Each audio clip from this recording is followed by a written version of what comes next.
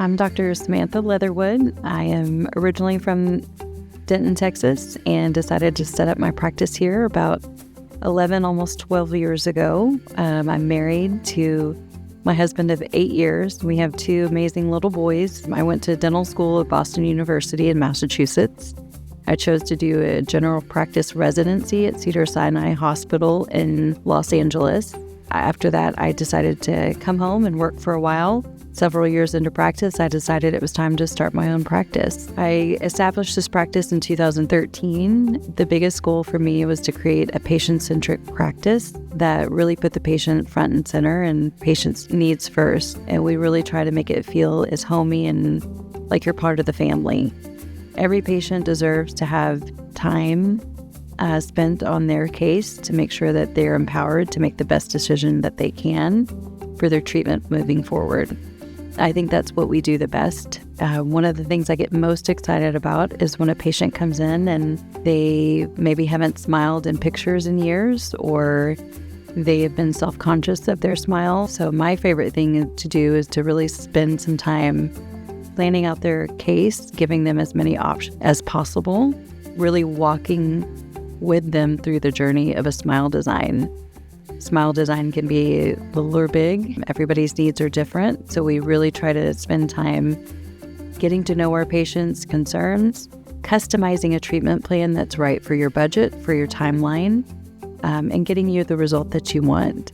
I think one of the things that sets this practice apart from a general dentistry practice is that we do really spend time on the comprehensive diagnosis. We do a series of photos in addition to x-rays to make sure that if there are any smile concerns or anything that may be a complication in the future, we kind of look at the patient as a whole rather than just looking at tooth by tooth. And that helps us really create that custom plan to make sure that we're not missing anything.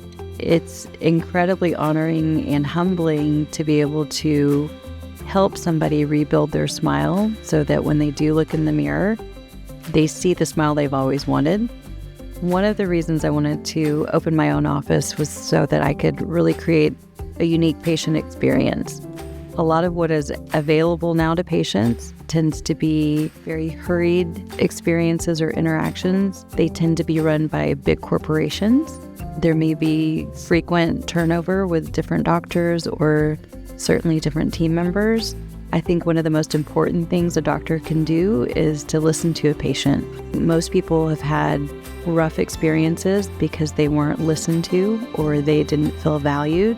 I really try to invest in listening to my patients to make sure that all of their concerns are addressed. You know, this is a second family to me. This is my second home. I spend the majority of my week in the office with my family, which is my team and my patients.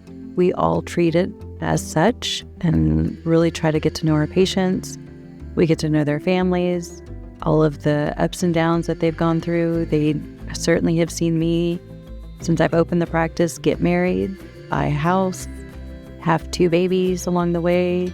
And I'm just really privileged that we have the honor to do that with our community. The most exciting part of my job is always the after. We've heard story after story of patients who don't feel confident, who feel ashamed, who stop smiling in pictures. So working with that patient to be able to look in the mirror at the end of treatment and reveal that smile that they've always deserved and that looks like it belongs to them is the most exciting part of the job. I know that they're going to take that feeling and kind of transfer it forward to everybody that they meet. They are more confident. They certainly smile more without any kind of shame or reservation.